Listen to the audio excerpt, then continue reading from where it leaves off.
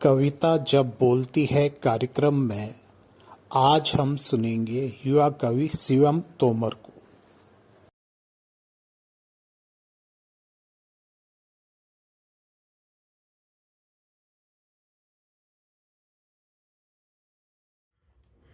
मेरी पहली कविता है हीट वेव।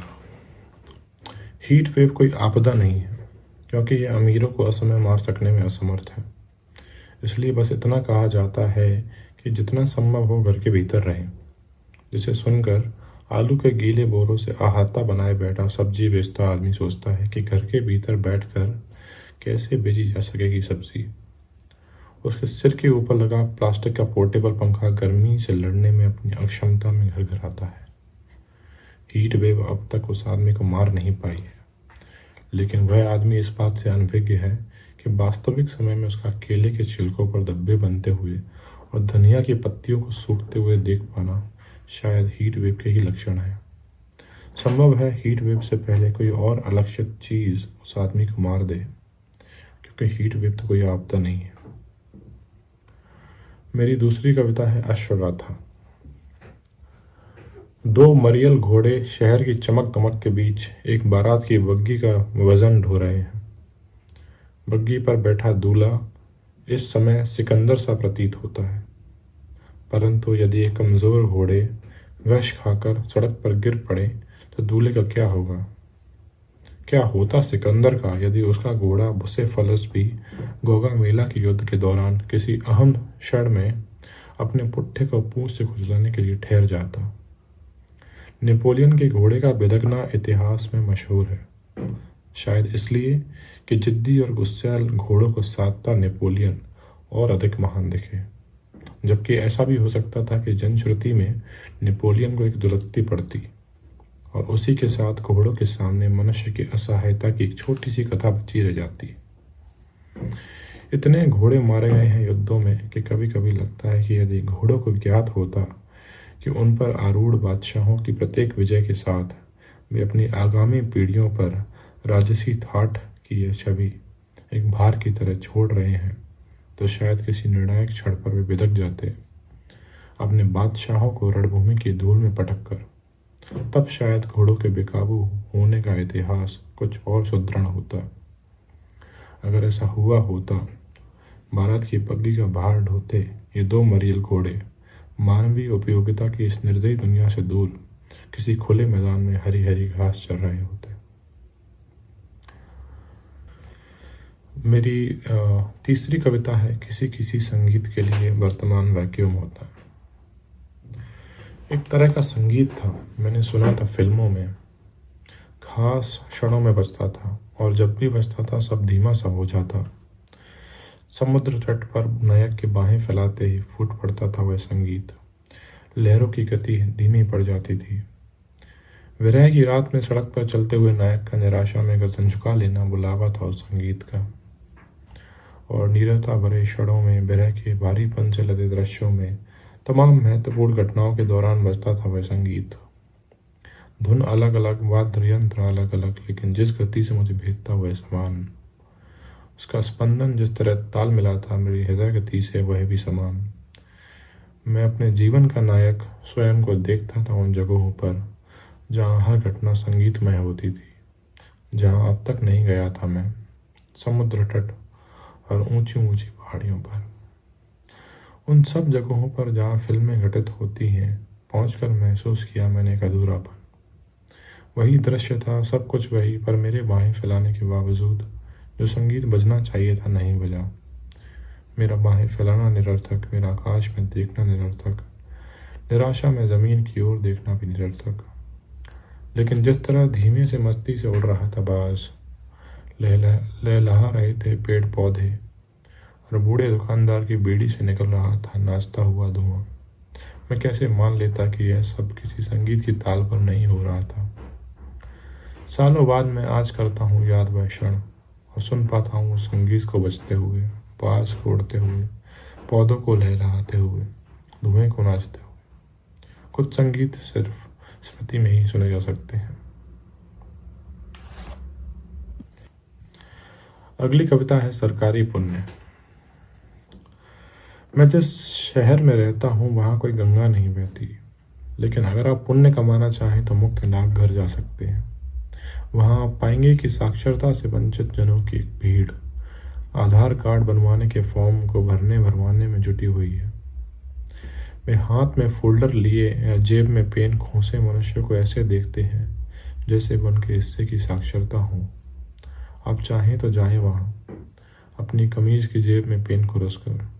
फिर देखिएगा कि सरकारी फॉर्म में मांगी जा रही तमाम जानकारी और उन्हें ठीक से समझने की असमर्थता से परेशान वे लोग कैसे आपकी ओर उम्मीद से देखेंगे, और आप उनके फॉर्म भरते हुए यह इल्हाम पाएंगे कि सरकार कितनी दूरदर्शी है। उसने पुण्य कमाने का एक ऐसा ढांचा तैयार किया है कि एक मामूली फॉर्म भरवाने मात्र से गरीब की आंखों में चमक आ जाती है और आप जैसे भद्र लोग पुण्य के अधिकारी बन जाते हैं। अगली कविता है दिसंबर। देह को आलस के धागों में बिस्तरों में टांगता हुआ आ पहुंचा है दिसंबर। सूरज के कान उमेट कर अब वह पुनः स्थापित करवाएगा देह और धूप का संबंध। कंबल रजाइयों की पलंग बंद तपस्या को पूर्ण घोषित कर देगा दैवीय दर्शन। गुसलखानों में रखी नहाने की बाल्टियों में घोलेगा भर भर का झिझक और पानी बचाने की मानवीय मुहिम में देगा अपना जरूरी सहयोग। आते जाते बालों में हाथ फिराएगा और झड़ते हुए डेंड्रफ के जरिए देगा सुदूर क्षेत्र में होती बर्फबारी के कठिन संकेत। थकी हुई रेलगाड़ियों के रास्ते में एक धुंधला ठहराव बिछाकर देरी और दूरी को जल्दबाजी के रूढ़ संदर्भ से करेगा मुक्त। बोलचाल के शब्दों में हल्की सी कपकपी जोड़ता हुआ एक नई उपभाषा का निर्माण करता हुआ आ पहुंचा है दिसंबर। और कविता है सबसे ठंडी गर्मियां। बंदरों की लाशें कुओं के तल में से झांक रही हैं। मछलियां अपने जलघरों में जलकर मर रही हैं। अपनी चोंच में पानी का अधूरा उच्चारण लिए हुए आकाश में से पक्षी गश खाकर जमीन पर गिर रहे हैं। गरीब जन अपनी सहनशीलता की हद को हर बार की तरह एक डिग्री बढ़ा रहे हैं। इस बार की गर्मियां अब तक की सबसे अधिक तपती हुई गर्मियां हैं और शायद यही हमारे शेष जीवन की सबसे ठंडी गर्मियां भी हों। अगली कविता है लाल किले की चिड़िया। लाल किले के परिसर में दीवान आम के पीछे है संगमरमर की एक दीवार जिस पर उकेरे गए हैं सुंदर फूल पौधे और चिड़िया। चिड़िया इतनी असली लगती हैं कि उनकी ओर बढ़ाए गए एक कदम पर फुर्र से उड़ जाएं। उस परिसर में घूमती उड़ती चिड़ियों को भी ऐसा ही लगता है। दीवार पर उभरे हुए फूल पौधे चिड़िया सब असली लगते हैं। मैं दीवार पर बनी फूल पत्तियों को खाने की कोशिश नहीं करती, लेकिन असली सी दिखने वाली दीवार वाले चिड़ियों को चोंच मारकर बाहर निकाल लेना चाहती है। लाल किले की ज्यादातर चिड़ियों की चोंच में दर्द रहता है। एक दिन कुछ चिड़ियों की चोंच टूट कर गिर जाएगी और तब शायद उस दीवार पर रह जाएंगे सिर्फ फूल पत्तियां और कैद का एक इतिहास। अगली कविता है एक स्त्री की कामना। एक बड़ी सी अजंता की घड़ी है, वर्षों से 8:30 पर ठिठकी हुई। एक शहर के तमाम लोग अपनी यात्राएं स्थगित कर वर्षों से एक प्लेटफॉर्म पर गतिहीन खड़े हुए हैं। यह गतिहीनता एक स्त्री की कामना थी। एक जाते हुए को रोक लेने के लिए उसने पूरी दुनिया भर से गति छीन ली।